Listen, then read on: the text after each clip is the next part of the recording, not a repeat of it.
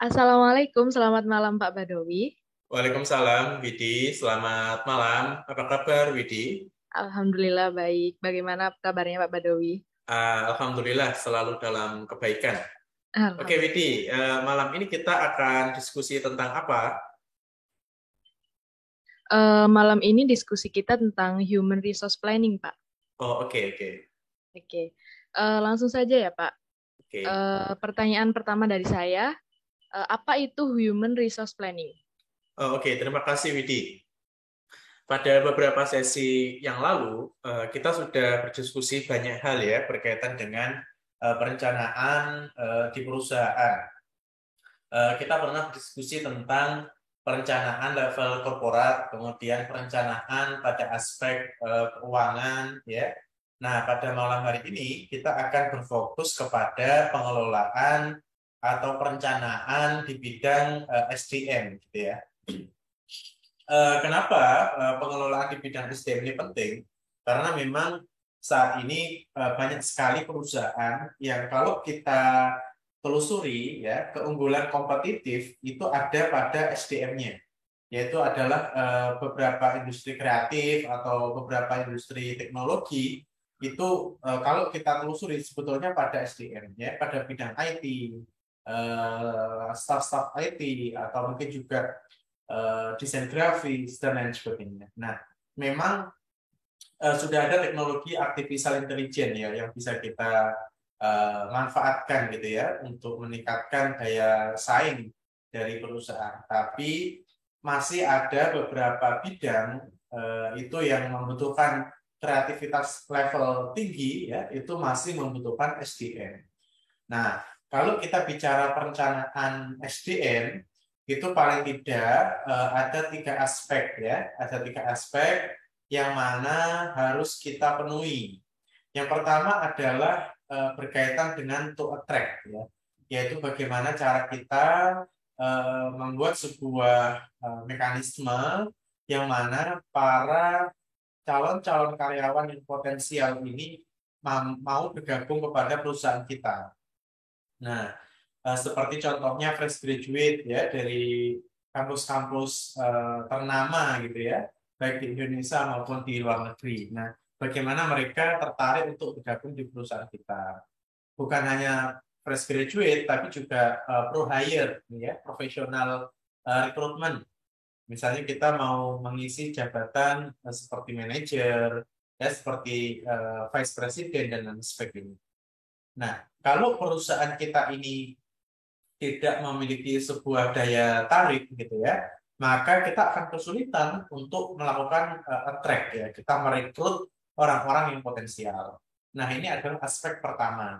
Aspek kedua yaitu adalah memotivasi ya, bagaimana perusahaan itu bisa memotivasi karyawan supaya mereka bisa meningkatkan kinerjanya. Semakin hari semakin bagus ya.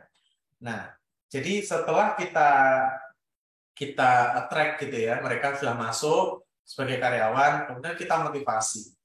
Nah, setelah kita motivasi, harapannya kinerja mereka semakin meningkat ya sepanjang tahun.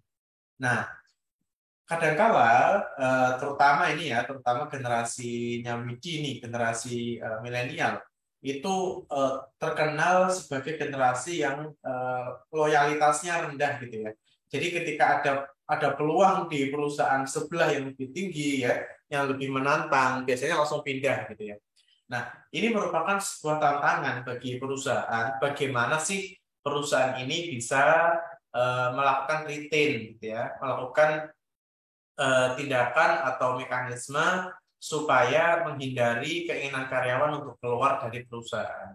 Nah, tiga aspek penting inilah yang sebetulnya menjadi salah satu dasar kita di dalam membuat human resource planning. Begitu, Widi. Baik, Pak. Kemudian, apa manfaat dari Human Resource Planning ini bagi perusahaan? Baik. Apa manfaatnya? Tentunya kita bisa melihat dari berbagai aspek ya. Kalau kita bicara berkaitan dengan manajemen kinerja, maka kita bisa membuat atau menyusun sebuah mekanisme yang urut gitu ya. Kalau pada corporate planning ya kita menentukan sebuah target perusahaan yang harapannya nanti target-target itu bisa menjadi KPI atau Key Performance Indicator bagi perusahaan. Nah, apakah perusahaan tahun ini berkembang atau bertumbuh gitu ya, atau stagnan atau bahkan turun gitu. Misalnya perusahaan memiliki capaian pada tahun lalu menguasai 30% pasar gitu ya. Nah, tahun ini ternyata penguasaan market share itu bisa mencapai sekitar 40%. Nah, artinya kinerja perusahaan itu naik 10%. Ya. Nah, pada konteks SDM atau pada Human Resource Planning, nah kita perlu menurunkan kinerja atau target dari perusahaan itu ke dalam level individu, ya, sampai kepada level individu. Nah, kita menyebutnya sebagai cascading, ya. Nah, pada aspek ini biasanya kita menyebut dalam pekerjaan itu job grading, gitu ya. Kita membuat sebuah workflow bagaimana KPI perusahaan itu bisa kita turunkan sampai kepada KPI SDM. Nah, tentunya pembicaraan berkaitan dengan job grading atau KPI level individu ini membutuhkan suatu diskusi yang lebih spesifik ya, yang kita sebut sebagai job grading misalnya.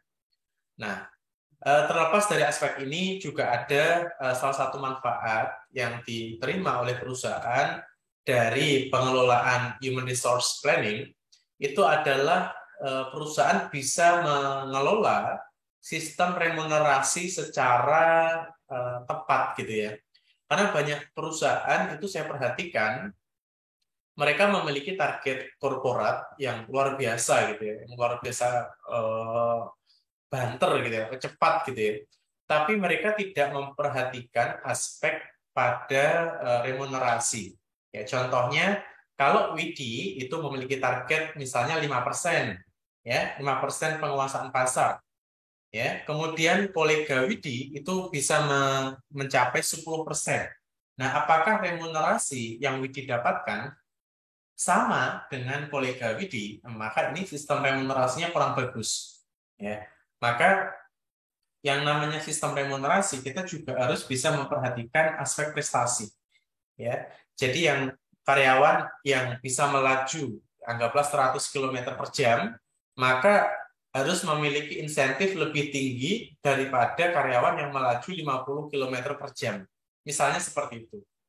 Nah, pada aspek remunerasi kalau kita perhatikan di dalam human resource planning itu biasanya kita membagi menjadi 3 aspek.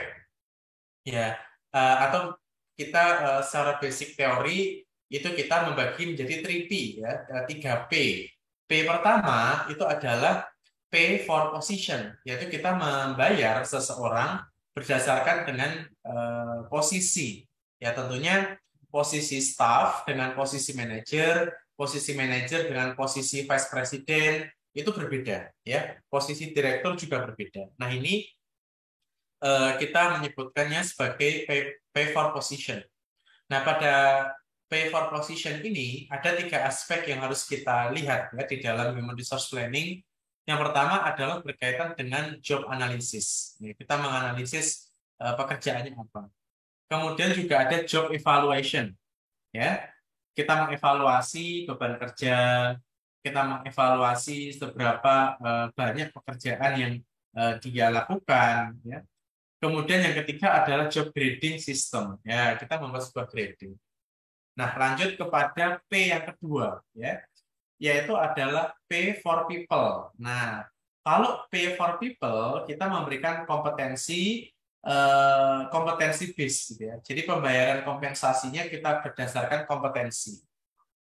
Nah, pada kompetensi ini kita bisa melihat, misalnya auditor, gitu ya. Kalau kita perusahaan di bidang keuangan misalnya, auditor dengan 10 pengalaman, 10 tahun pengalaman, dengan auditor yang pengalamannya masih 1 tahun, maka tentunya kompensasi yang kita berikan berbeda.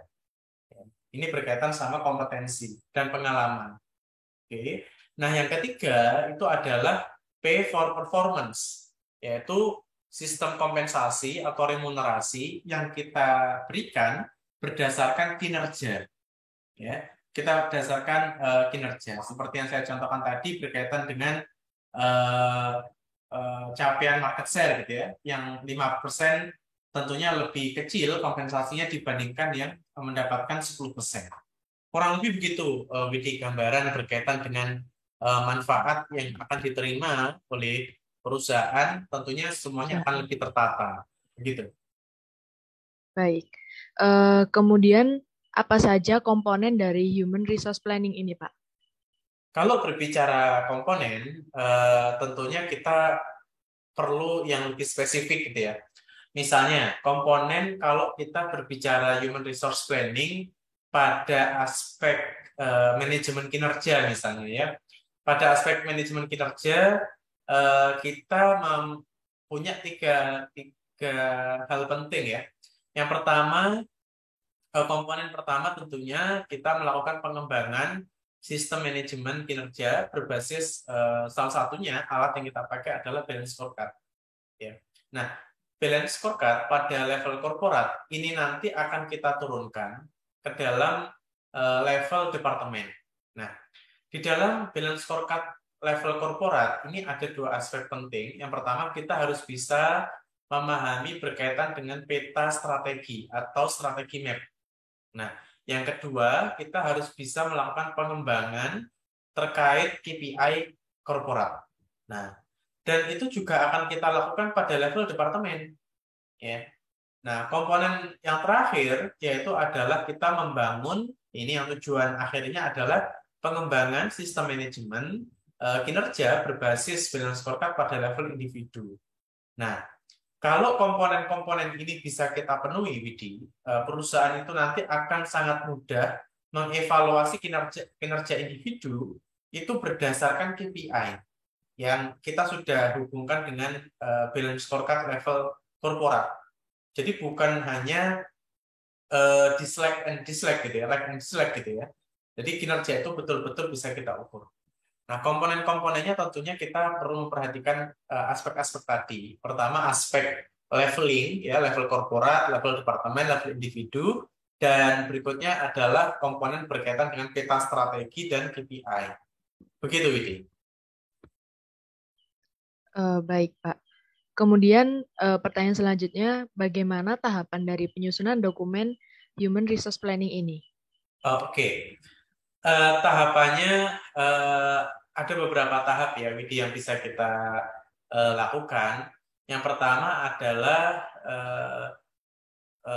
mungkin begini, tahapan itu refer kepada kegiatan ya, kegiatan-kegiatan kita dalam menyusun human resource planning. Nah, tahapan pertama itu adalah tahapan untuk menganalisa data internal. Nah, kita perlu melihat data sekunder atau data yang bisa kita ambil dari internal perusahaan. Nah, yang kedua itu adalah pengembangan strategi. Ya, strategi itu kita bisa evaluasi terlebih dahulu, kita kembangkan dari level level korporat, kemudian level departemen sampai kepada grup atau teamwork. Nah, strateginya seperti apa?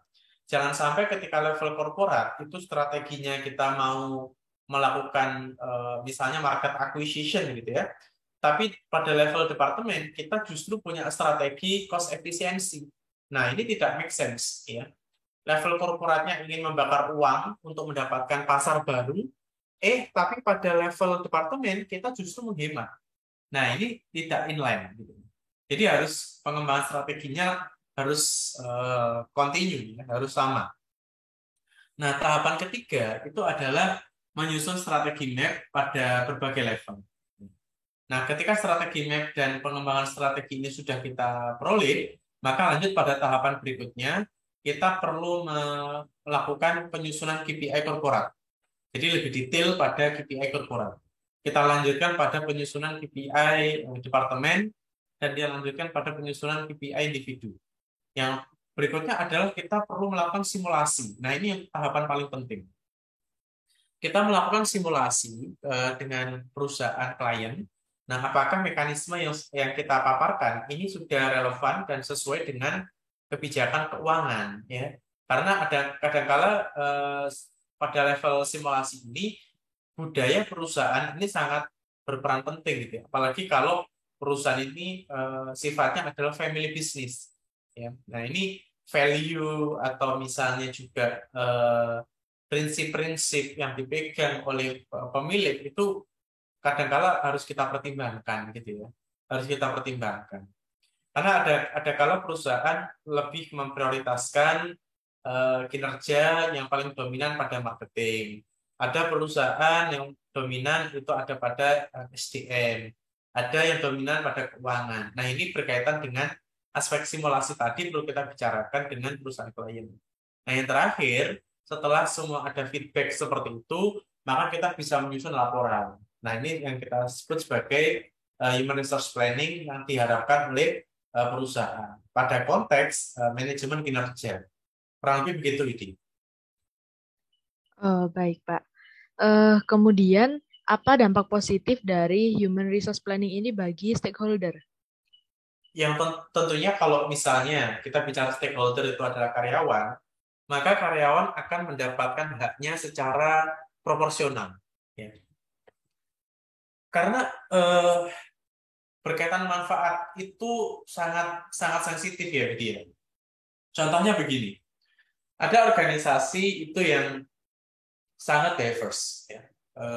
Dalam satu grup misalnya itu berbagai level keilmuan atau misalnya umur ya, pengalaman itu kadang-kala tidak begitu diperhatikan gitu ya. Jadi misalnya anak muda ya masih fresh graduate gitu datang ke organisasi tersebut atau perusahaan tersebut, dia sangat idealis untuk mengerjakan proyek-proyek baru gitu ya yang bisa membantu perusahaan untuk semakin tumbuh berkembang.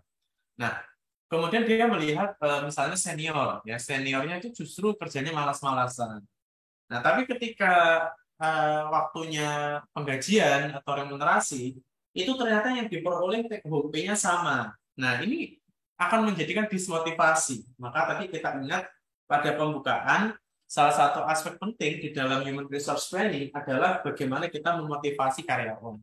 Nah, ini sangat penting. Jadi manfaatnya adalah yang pasti tentunya adalah keadilan ya. Keadilan, kemudian transparansi ya. Ada perusahaan BUMN ini itu meskipun satu level yang sama, tapi pendapatan per bulan itu bisa berbeda-beda. Kenapa? Karena tergantung pada kompetisi. Ya, jadi kalau meskipun jabatannya sama, tapi performance-nya berbeda, maka take home pay pendapatan per bulan itu juga akan berbeda. Nah, ini ada transparansi. Ya, sistem ini disampaikan secara jelas kepada karyawan. Nah, oleh karena itu karyawan yang memiliki idealis itu akan semakin giat untuk bekerja. Nah, ini salah satu manfaat ya yang bisa kita berikan kepada karyawan-karyawan kita di perusahaan. Kurang lebih begitu, Widi. Oke, baik, Pak. Kemudian, apa alat analisis yang digunakan dalam penyusunan dokumen human resource planning ini? Berkaitan dengan alat analisis, kita punya banyak alat ya. Tergantung nanti perusahaan ini mau mengarahkan human resource planning-nya pada aspek apa gitu ya. Misalnya kalau kita bicara tentang remunerasi deh, contohnya tadi ya remunerasi, maka alat yang kita pakai biasanya kita menggunakan poin atau bobot jabatan ya, dan juga kita melakukan grading. Nah, grading ini penting. Nah, jadi ada juga alat yang lain ya, misalnya alat yang lain, misalnya kita berbicara tentang kinerja. Ya, tadi salah satu alat yang bisa kita pakai, kita menggunakan balance scorecard. Ya, balance scorecard ini memang ini ya, memang punya banyak dampak positif ya, bukan hanya pada menyusun strategi ya, tapi sampai kepada human resource planning pun bisa. Kita juga bisa menggunakan metrik manpower ya, manpower itu juga penting. Jadi kita bisa melakukan sebuah simulasi kapan kita merekrut ya, kapan kita ada pensiun, kapan kita butuh alokasi anggaran untuk memberikan bonus ya dan lain sebagainya. Jadi alatnya banyak. Ya, kurang lebih begitu ini. Baik, Pak. Kemudian, bagaimana metode kerangka berpikir untuk penyusunan dokumen Human Resource Planning ini? Nah, kalau bicara kerangka berpikir, maka kita lebih baik ambil contoh saja ya. Kita ambil contoh kasus. Misalnya kita bicara eh, contoh kasusnya pada remunerasi gitu ya.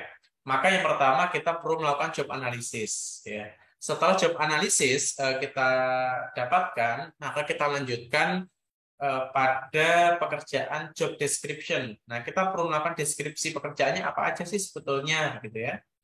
Nah, kalau job description ini sudah kita peroleh, maka kita lanjutkan pada job evaluation. Nah, kita mengevaluasi pekerjaan yang dilakukan oleh para karyawan kita. Nah, berikutnya kerangka berikutnya setelah kita melakukan job evaluation, maka kita lanjutkan pada job grading. Nah, kita melakukan grading. Setelah itu kita lanjutkan pada salary benchmark ya. Kita lihat industri sejenis, misalnya kita bicara perbankan ya, misalnya BPR gitu ya. BPR di Surabaya gitu. Kita benchmark dengan BPR yang ada di Sidoarjo atau benchmark dengan BPR yang ada di Pasuruan, kabupaten ya, yang kurang lebih UMR-nya hampir sama. Atau mungkin juga kita bisa benchmark ke yang lebih besar kotanya, misalnya di Jakarta. Nah, ini penting sekali.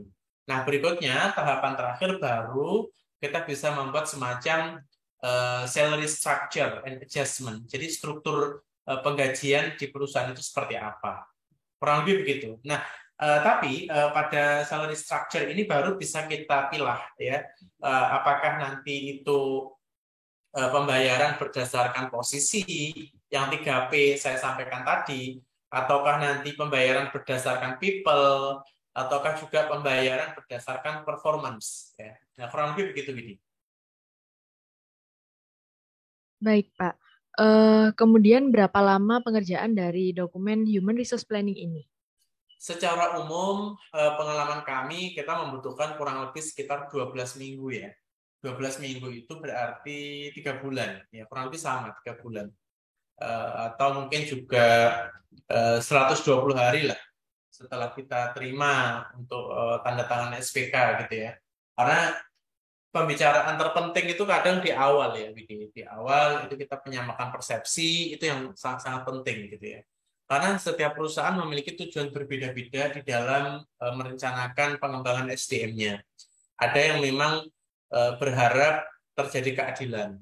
Ada juga yang berharap ada kejelasan berkaitan dengan KPI dan lain sebagainya.